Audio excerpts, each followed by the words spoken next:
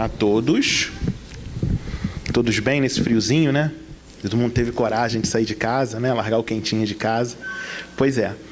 Então, hoje a gente vai conversar um pouquinho sobre uma passagem bem interessante de Jesus, já depois que é crucificado e Jesus desencarna, e é um dos momentos em que ele volta após a sua ressurreição, né? Como os estudiosos gostam de dizer, e está com os discípulos e também com os apóstolos. E o que essa passagem traz para a gente? Antes da gente propriamente entrar na passagem, a gente lê um pouquinho, né? A gente vai fazer a leitura do texto base e eu vou fazer algumas considerações sobre quem escreveu esse texto, que é importante para a gente entender por que tem toda essa coisa diferente, né? Essa diferença de João, o evangelista, para Mateus, para Marcos, né? Que alguns dizem que é um evangelho mais espiritual, e é um evangelho bem diferente realmente.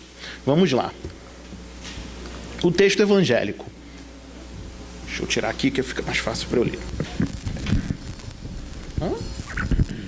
Pronto.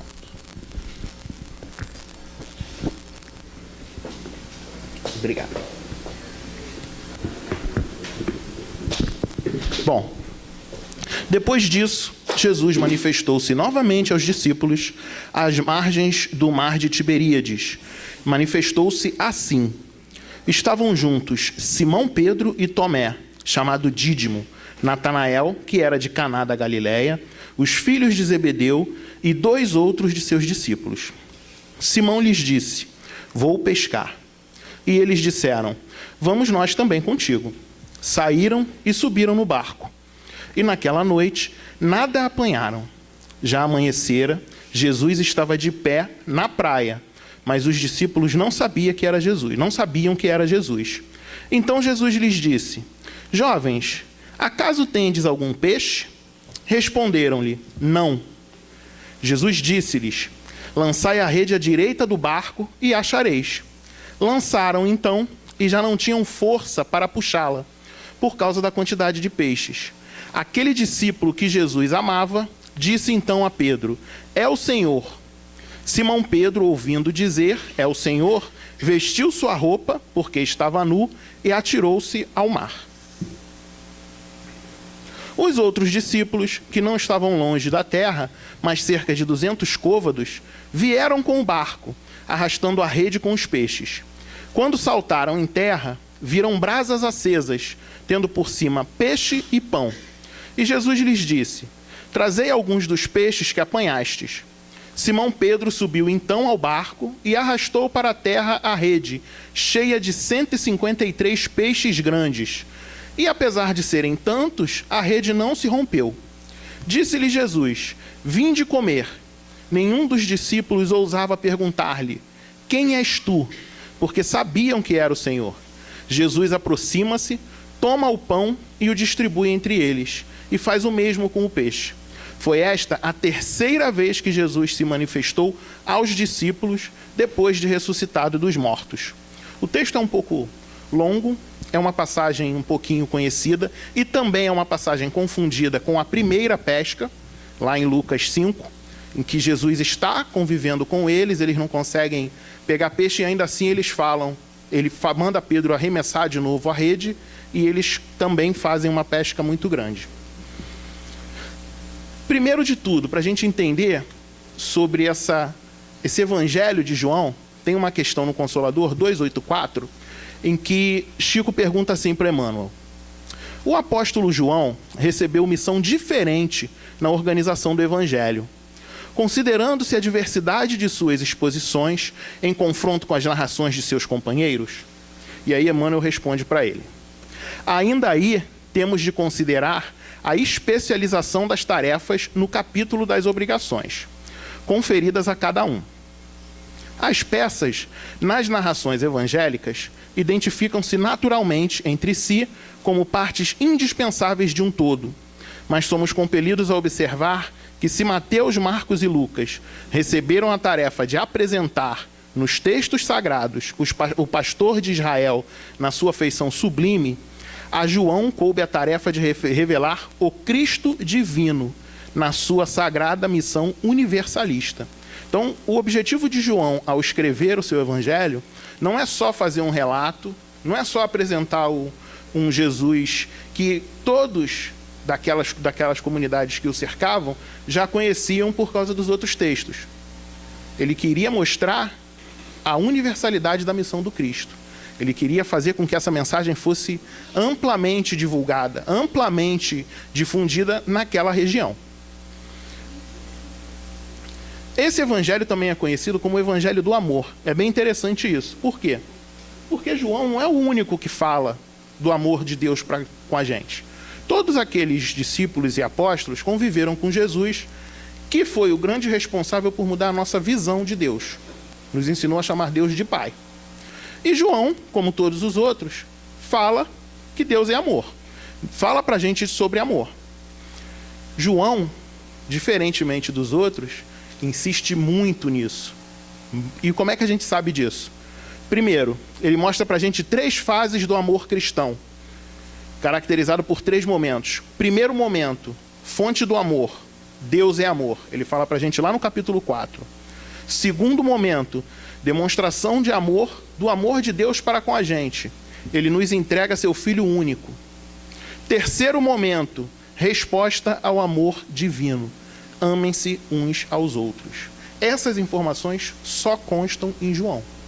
João tem essa preocupação de trazer para a gente quem é esse Deus que Jesus apresentou para essa humanidade. Quem é esse Deus diferente, que não é mais um Deus vingativo, que não é mais um Deus cobrador, que não é mais um Deus violento. E é João que traz essa diferença de Deus para a gente. O Evangelho de João. Os textos de João, os estudiosos dizem que tem uma grande semelhança com uma obra de arquitetura. É bem interessante isso. Ele gostava de imagens com tanta profundidade que ele imprimia nos seus escritos uma marca, essas imagens. E alguns estudiosos sugerem que esse evangelho que a gente está estudando tem uma característica que, assim, ele é bem assemelhado à estrutura do Templo de Jerusalém, que era onde aquela comunidade se reunia para falar sobre religião, para estudar sobre religião. Vamos ver como é que é essa estrutura. Como é que aquele templo em Jerusalém se organizava? Primeira parte, na parte de fora, era o átrio dos gentios.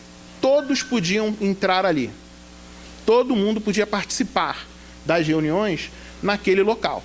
Então, era um espaço em que todo mundo podia ouvir sobre Deus, sobre os ensinos, sobre o Velho Testamento, porque naquela época ainda não existia o Novo Testamento. Então eles ouviam falar sobre o Velho Testamento, estudavam, refletiam, todos que estavam ali participando. Não tinha esse problema de discriminação ou de diferença. E uma coisa que é muito interessante, por que o Templo de Jerusalém era construído dessa forma? Tinha esse pátio, que era a maior área do templo. Era justamente para que os hebreus pudessem ter contato com outras culturas, com outras religiões, pudessem tanto ensinar quanto aprender. O objetivo inicial desse local era fazer esse entrosamento entre as comunidades, que com as nossas dificuldades, com os nossos vícios, acabou servindo para que quem não era escolhido, né, o povo que não era o povo escolhido, pudesse ter um pouquinho de acesso às informações de Deus. A segunda parte era conhecida como lugar santo. Esse lugar era reservado apenas aos sacerdotes devidamente purificados. Então aí já não é qualquer um que pode entrar. Aí é somente aqueles sacerdotes devidamente purificados é que podiam ter acesso a esse local. E o terceiro lugar é o lugar do Santo dos Santos. Esse aí já é bem diferente dos outros 2 lugares.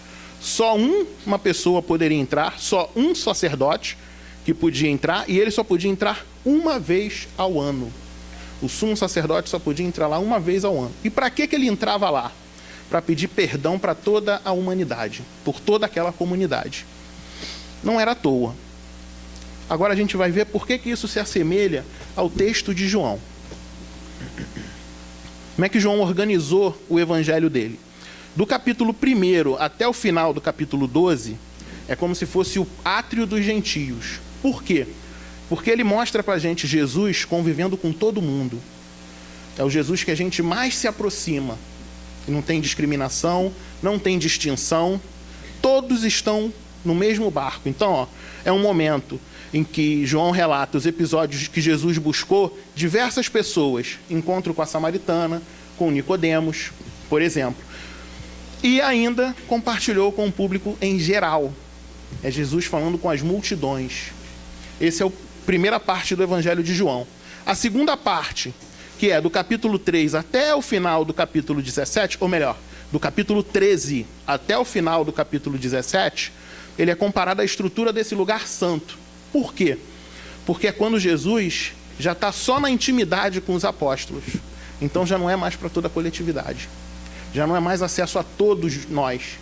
Já é o recado, já é a convivência diferenciada de Jesus com os apóstolos. Nesse momento aí, Jesus lava os pés dos discípulos e começa aquele processo mais espiritualizado de purificação da alma. Jesus aí dialoga particularmente apenas com os 12. É esse momento aí. E o último momento, que é o momento da comparação com o lugar do Santo dos Santos, é quando Jesus está sozinho. É do capítulo 18 até o capítulo 21. No capítulo 18 é quando Jesus é preso e começa a crucificação. E aí já não tem mais espaço para todo mundo. E aí é Jesus com Deus. Exatamente como acontece uma vez ao ano no lugar santos dos santos. Essa é a estrutura que João escolheu para trazer os textos para a gente.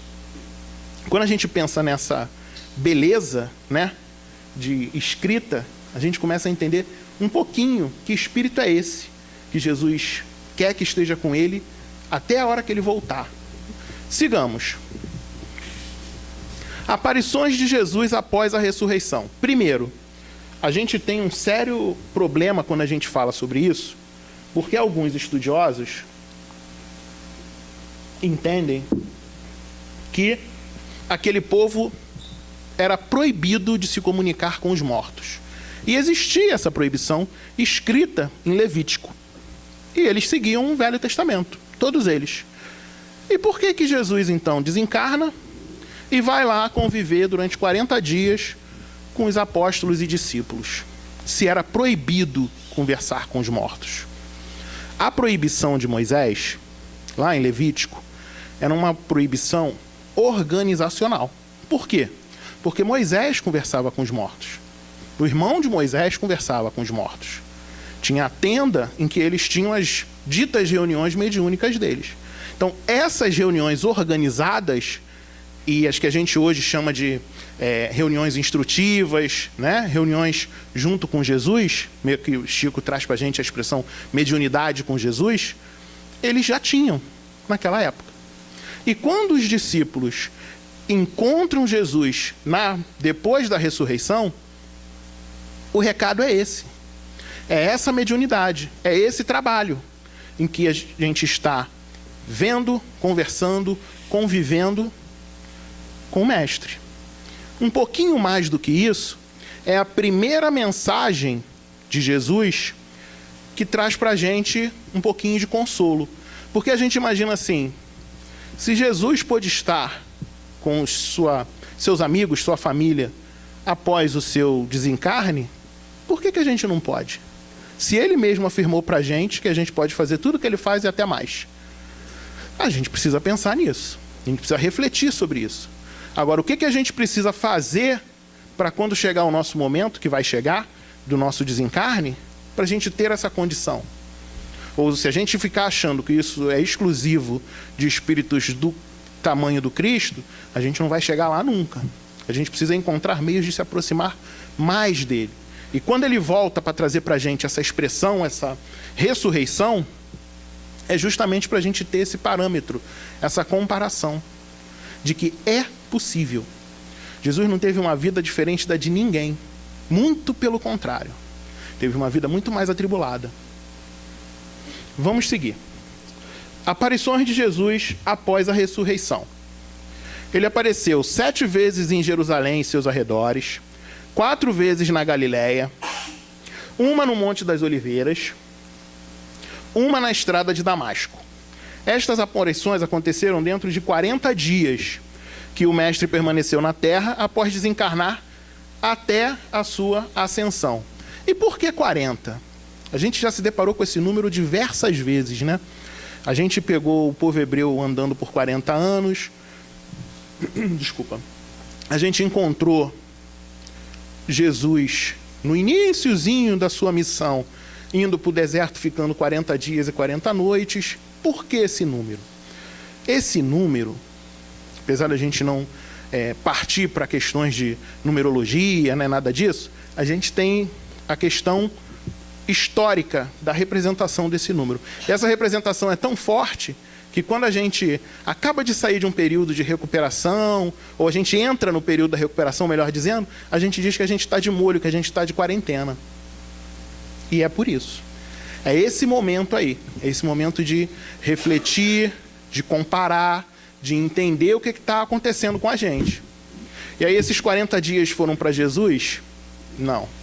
Esses 40 dias, que podem ter sido mais de 40 ou menos, não é um número certinho, que essa expressão ela quer dizer que foi esse período de entrosamento, esse período aí nem com Jesus, nem sem Jesus, né, esse meio termo, foi justamente o período em que os seus discípulos, apóstolos, puderam refletir e tomar força para cumprir a sua missão.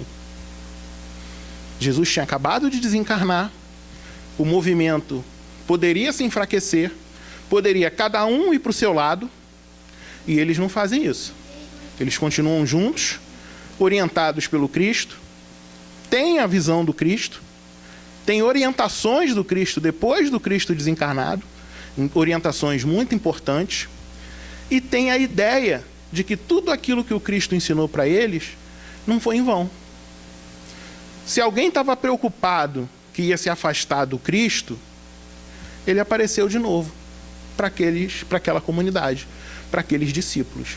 Ele estava ali confirmando, por seu ato, tudo aquilo que ele tinha ensinado com palavras. Então a questão da imortalidade da alma, que a gente estuda, que nós espíritas estudamos, entendemos e gostamos muito, porque é um dos maiores consolos que a doutrina espírita traz para a gente, é dizer que esse afastamento ele é temporário, não existe afastamento definitivo, é somente um momento de desencontro, uma pessoa desencarna e a gente, lá no futuro, quando chegar a nossa vez, a gente encontra essa pessoa de novo. Às vezes, Deus é tão bom que permite que a gente reencontre, mesmo estando em planos diferentes. Para alguns, isso acontece, seja no sonho, seja na vidência, seja na audiência, o que seja. Mas isso acontece. Para alguns, não. Para alguns já é aquela mensagem psicografada, a certeza de que a morte não existe, ela aparece em algum momento. E é essa certeza que Jesus vem dar para a gente com essa ressurreição. É demonstrar para a gente que essa morte não existe. E esse afastamento não é capaz de parar o nosso trabalho. Então, às vezes acontece, né, com algumas casas espíritas em que tem grandes e dedicados trabalhadores, que chega o momento desse trabalhador desencarnar. E aí a gente olha e fala assim, meu Deus, e agora? Como é que a gente vai fazer? Do mesmo jeito que estava sendo feito. É o que Jesus ensina para a gente.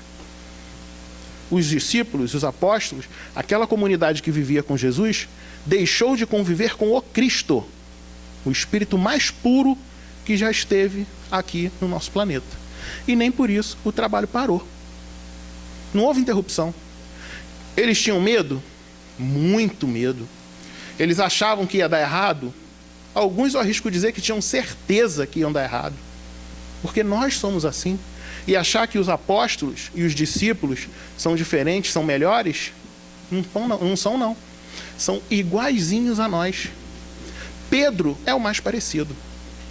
É o sentimento, né, aflorando. Ele não quer que Jesus seja preso. Ele vai lá e corta a orelha de Malcolm. Ele reage com violência. Ele é assim. Quando ele vê que é o mestre que ressurge, que está lá na beira da praia, ele larga tudo, se veste e sai correndo para encontrar o mestre. É o único que faz isso. E se a gente for ler um pouquinho antes, 3 capítulos antes, é ele que está negando Jesus, quando Jesus está sendo preso. Ele nega Jesus 3 vezes. Mas ainda assim, é o primeiro a partir e de encontro a Jesus. De tão parecido com a gente, essa dicotomia é a mesma que a gente vive. É difícil da gente viver exclusivamente uma vida voltada para isso. Ainda. Vai chegar o nosso momento. Assim como chegou o momento de Pedro. Continuemos.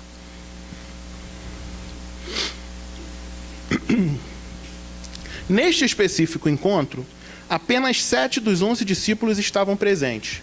E aí é interessante, né? Porque Tomé estava presente, ele já tinha aprendido, né? Porque da outra vez que Jesus apareceu, ele foi fazer qualquer outra coisa e não viu. E aí disse para os outros que não acreditavam.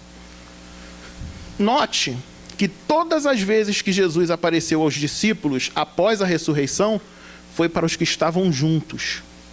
E a gente tem que lembrar sempre do recado de Jesus. Onde 2 ou mais estiverem reunidos em meu nome, lá eu estarei. Jesus não privilegiou ninguém. Nem aquele que se auto-intitula o discípulo amado.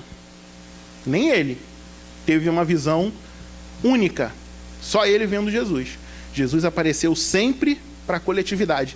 E outra coisa também que é importantíssima, um detalhe desse momento. Ele aparece para a coletividade no momento em que eles decidem trabalhar. Não é à toa. Pedro fala, vou pescar, que era o ofício que eles tinham na época. Todo mundo fala, vamos com você. Ninguém disse que estava cansado, que não era hora, que estava frio, que a noite foi feita para dormir. Não. Todo mundo estava disposto ao trabalho. E ainda assim, Jesus vai lá e aparece para eles. Ao todo, há 13 registros de aparição do Mestre aos seus discípulos, depois da ressurreição. Pescadores. A maioria dos apóstolos tinha essa profissão de pescador. Mas desde o seu encontro com Jesus, eles haviam sido chamados para deixar as redes e se tornar pescadores de homens. Isso também a gente ouve muito falar sobre isso, né? Não, Pedro vai deixar de ser um pescador para ser um pescador de homens. E o que é ser pescador de homens? O que Jesus estava querendo dizer a Pedro quando ele fala isso? É simples. A tarefa de pescar homens significa colocar-se como instrumento para levar o evangelho para a humanidade. E aí é um trabalho bem complicadinho. Mas quando a gente fala esse bem complicadinho, é que é assim, é porque a gente tem o costume de achar que a gente precisa ser o máximo para executar determinadas tarefas. Então a gente acha que a gente tem que ser o ícone da moralidade para poder estar executando determinadas tarefas. Não é bem assim que Jesus ensina para a gente.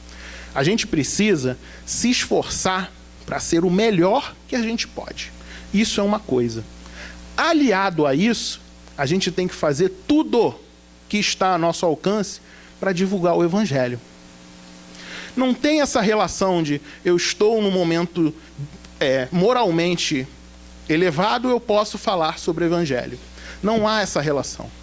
Essa relação a gente é que cria, a gente é que coloca as pessoas num pedestal, né? E às vezes até a gente depois fica frustrado, porque fala, como assim essa pessoa age dessa forma? Sim, nós erramos. Todos nós erramos. Isso faz parte do nosso cotidiano. Os Espíritos falam para a gente que aqui na Terra só um não errava, e era Jesus. Todos os outros cometeram seus erros.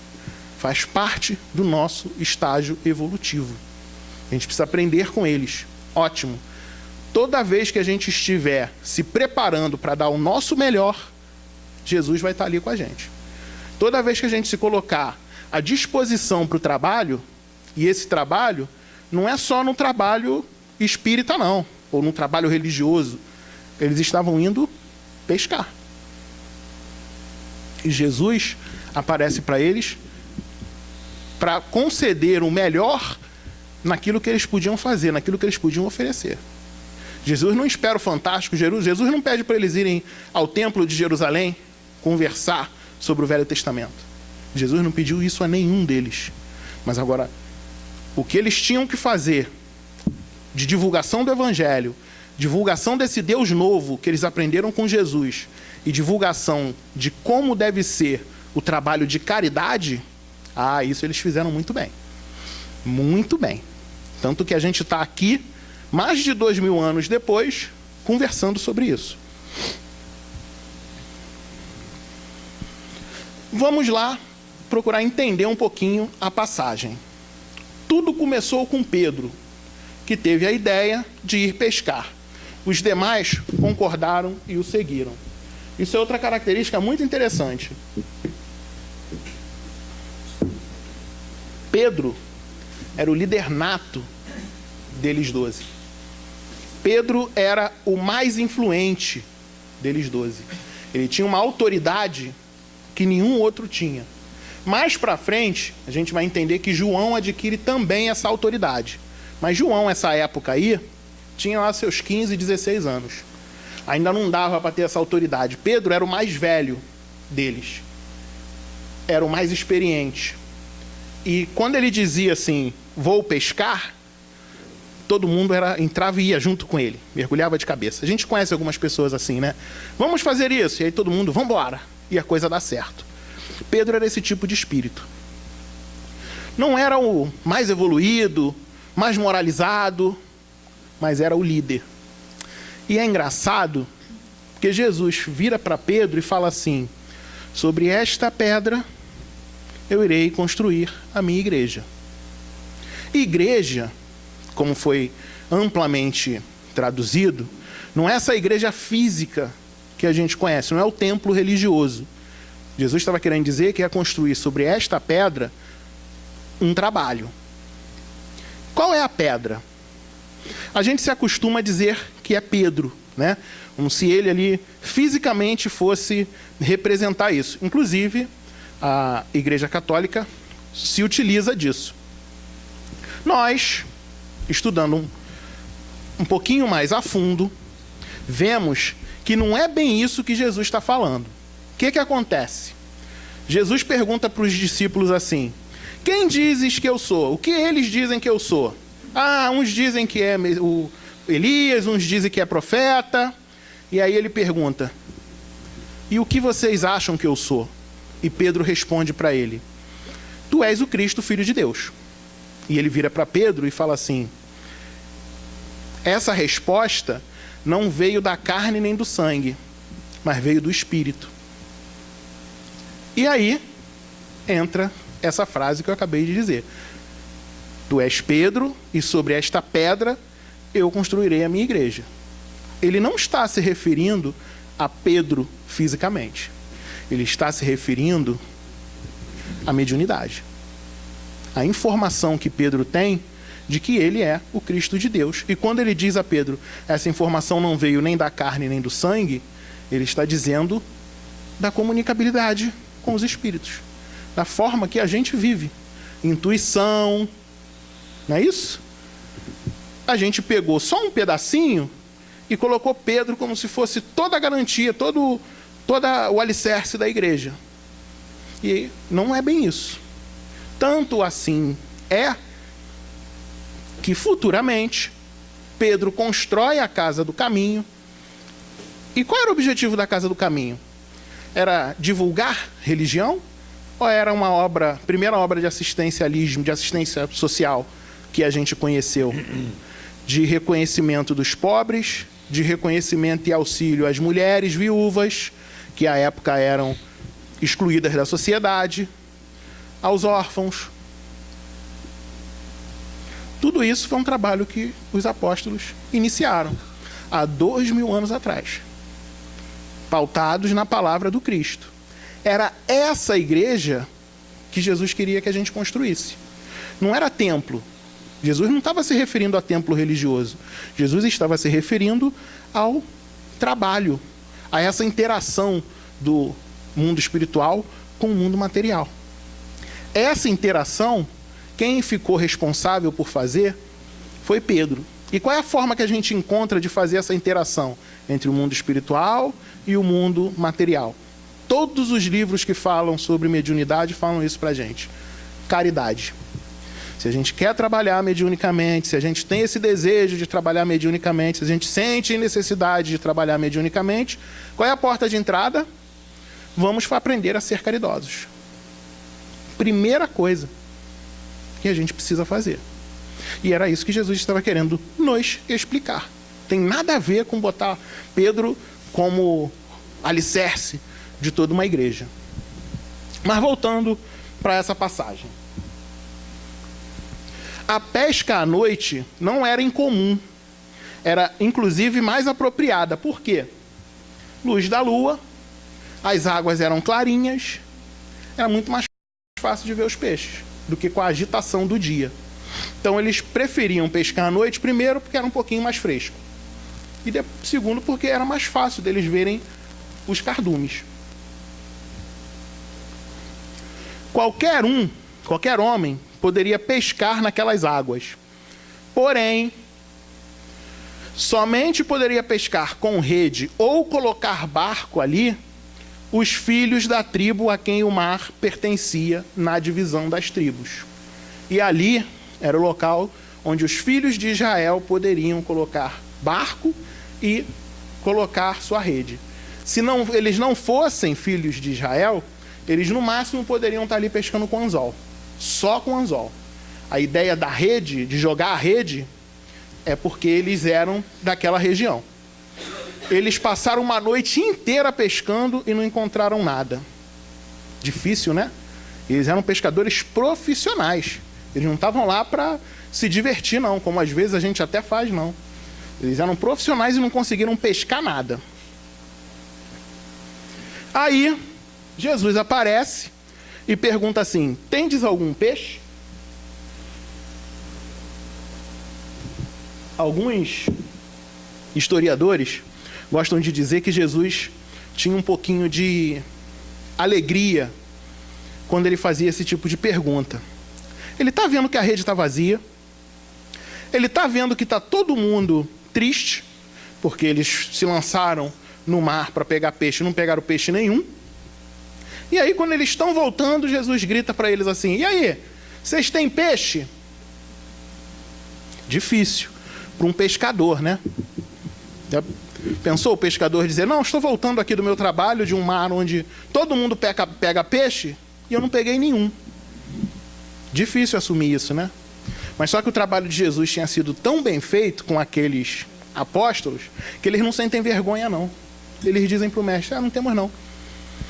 E aí, o mestre, que não estava exigindo nada além do que eles podiam oferecer, eles eram pescadores, estavam no mar, e Jesus pede peixe para eles. Jesus não está pedindo nada demais, está pedindo o que eles estavam querendo ter no barco. Eles não têm peixe, e aí Jesus fala para eles assim: lança a rede à direita do barco, para vocês acharem peixe. E eles fazem. Até então, eles não sabiam que era Jesus. E olha que interessante a conduta dos apóstolos. A gente, quando está realizando nosso trabalho, que seja trabalho cotidiano, como é difícil, né, da gente ouvir para as pessoas o que a gente tem que fazer.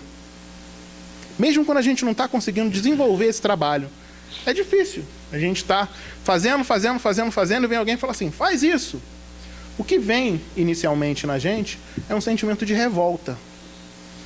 Nos apóstolos não apareceu essa revolta. Primeiro, porque as palavras do Cristo são amorosas. Então elas não causam esse sentimento de revolta. E segundo, que todos eles já estavam com seus corações abertos para isso. Isso faz parte do conviver com a coletividade. Se a gente vai conviver com a coletividade achando que a gente está numa postura, numa ideia que a gente está superior a essa comunidade, esse entrosamento não vai acontecer nunca. Esse entrosamento vai ser sempre superficial. Como todos eles tinham a ideia de estar juntos, de onde a gente tira essa ideia? Quando Pedro fala: vou pescar, todos vão junto.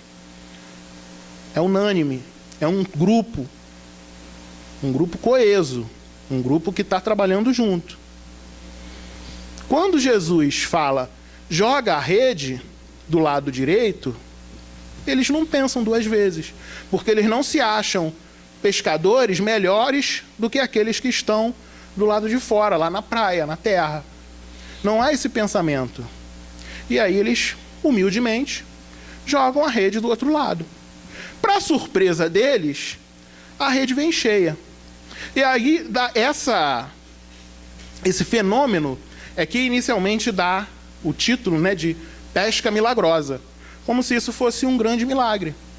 Alguns acham que o mestre, de alguma forma, produziu esses peixes. A gente sabe que não.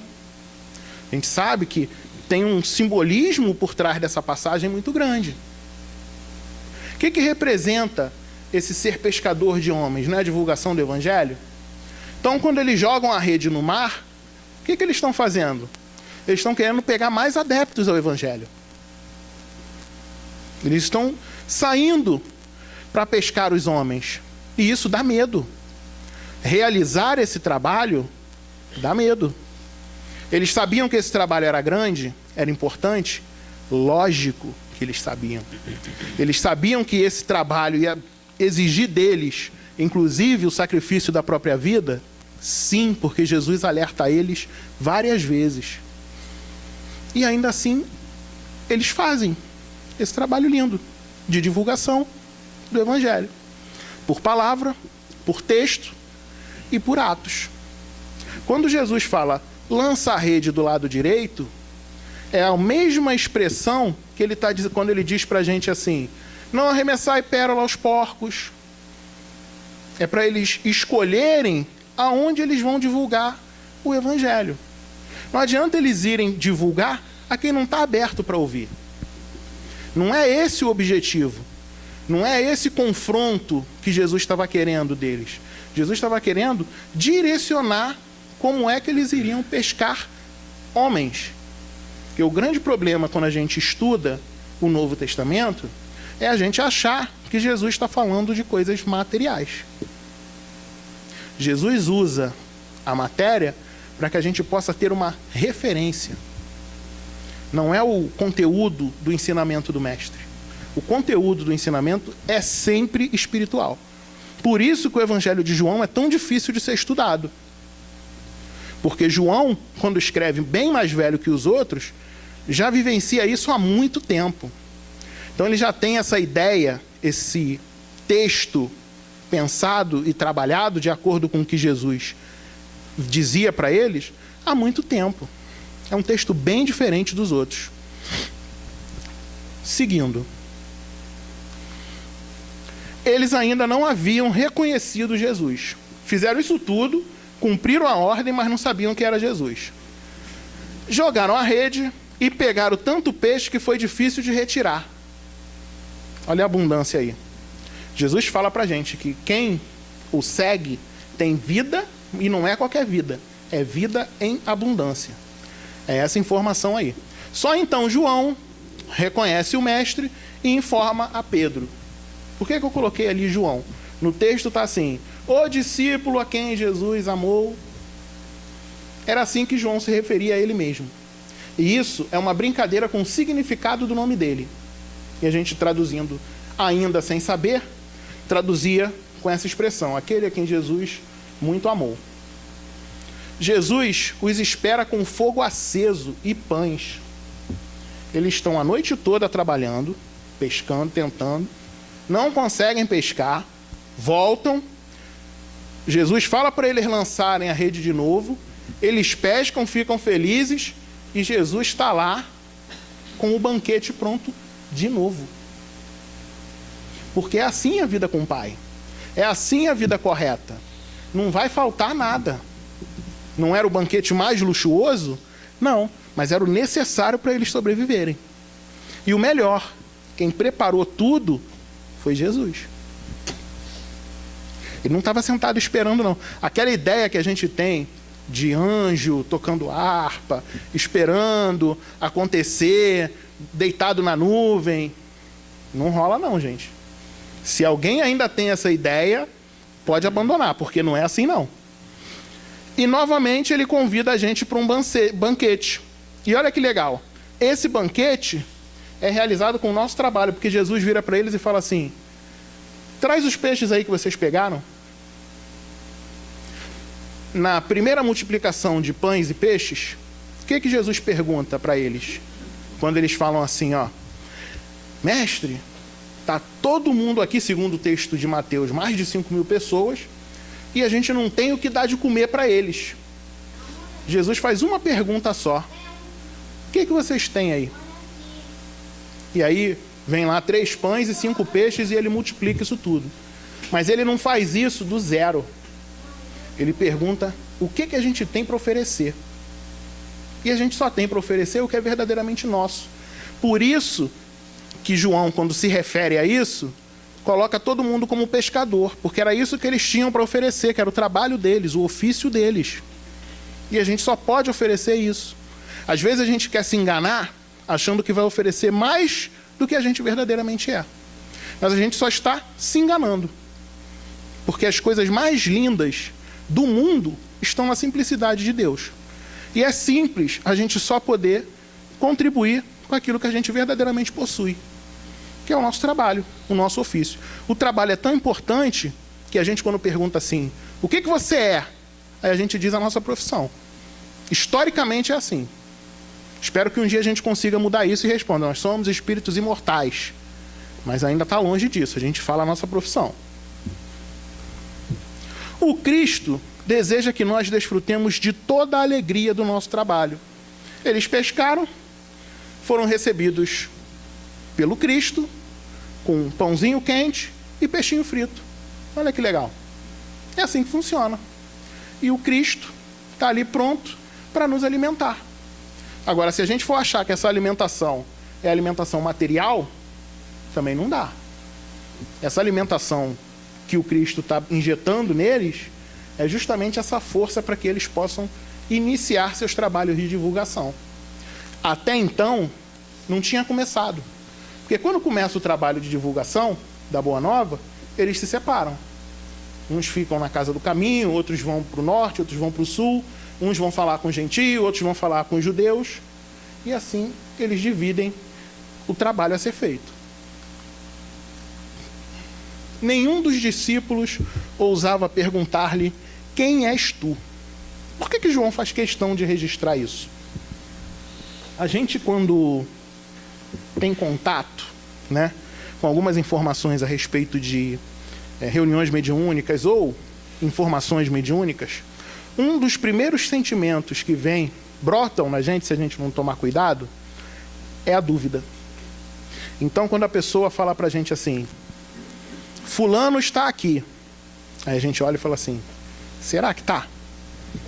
Por que é ela que está vendo? Por que não sou eu? Por que não é o fulano? Quem mais está vendo? É o sentimento da dúvida. João está querendo dizer para a gente que esse sentimento é natural. Não é um sentimento de desafio, como às vezes acontece com a gente.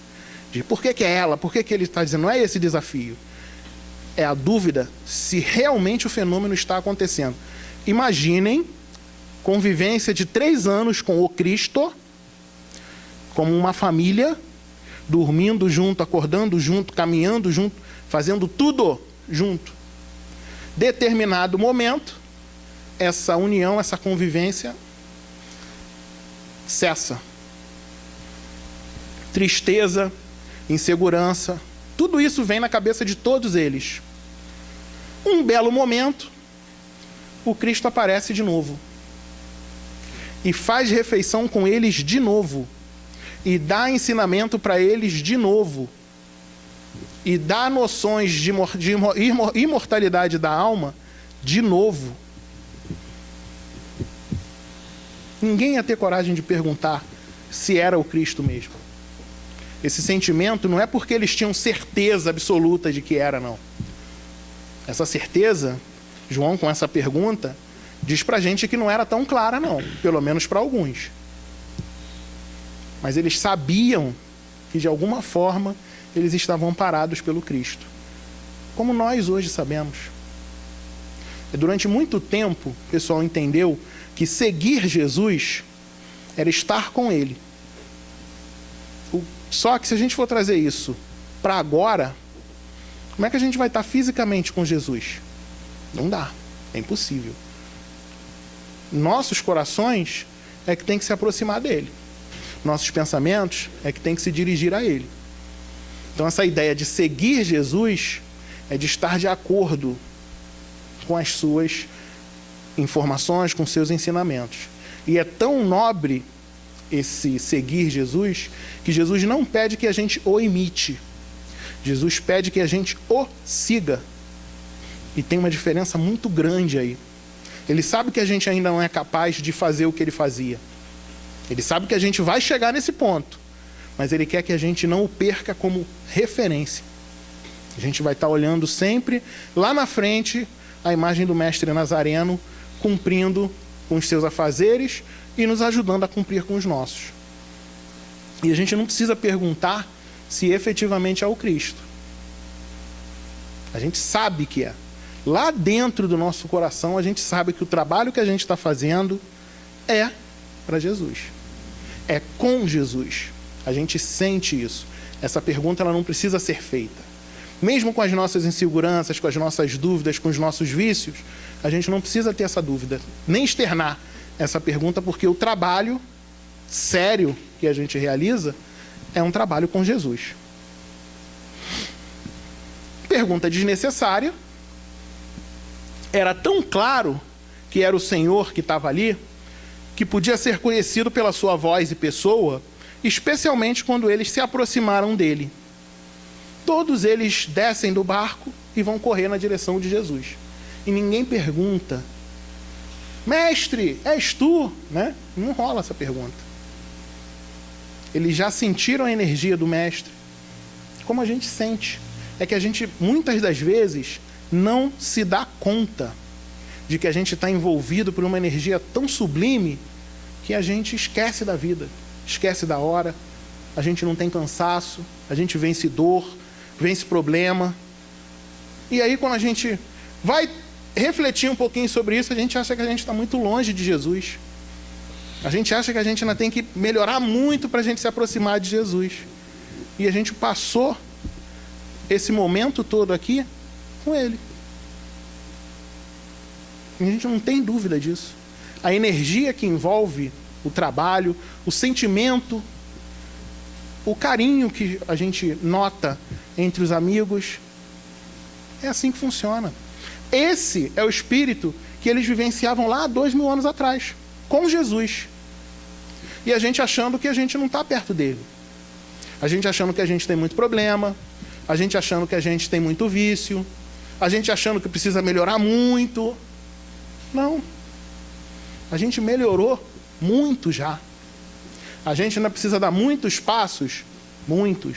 Mas não vamos esquecer dos passos que a gente já deu. Vamos reconhecer o que é positivo em nós. É tão difícil da gente ter momentos de reconhecimento positivo. A gente se cobra demais. E a gente precisa ter um pouquinho de dirigir um pouquinho o nosso olhar para isso. Que era isso que Jesus estava querendo que os discípulos fizessem. Porque é isso que aumenta a confiança em nós. É isso que vai fazer com que a gente não tenha medo de pegar o trabalho.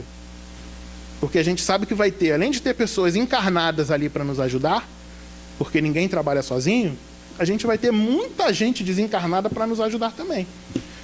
A gente também não está esquecendo que vai ter muita gente desencarnada para atrapalhar, não. Porque também tem. Mas a quantidade de gente para ajudar é muito maior. Muito maior. A gente não tem dúvida disso. Corações aflitos observam Jesus partir o pão, como tantas vezes fizera, e distribuir entre eles junto com o peixe, que era a alimentação mais natural que eles tinham naquela época. O maior milagre que Jesus operou, o que verdadeiramente atesta a sua superioridade, foi a revolução que seus ensinos produziram no mundo, malgrado a exiguidade dos seus meios de ação. Sem internet, isso é Kardec que fala para a gente na Gênesis, capítulo 15, no item 63. Jesus, sem jornal, sem internet, sem livro, sem nada do que a gente conhece hoje, perdurou fortemente, mais de 2000 anos, E a gente está aqui conversando sobre ele.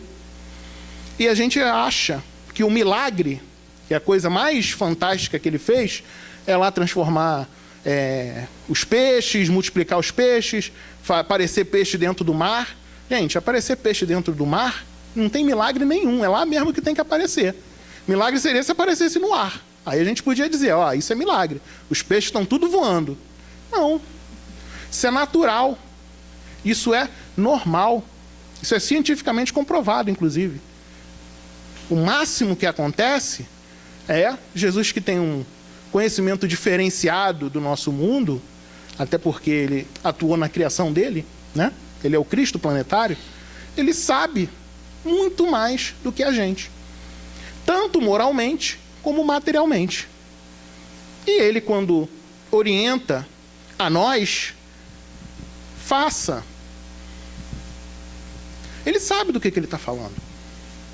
Então, quando ele diz para arremessar a rede para o lado direito, e alguns até dizem, né, que a direita do Pai é o lado dos eleitos, é para a gente escolher certo, escolher o caminho certo, escolher as pessoas certas que vão ouvir o que a gente tem para contribuir, o que a gente tem para dizer.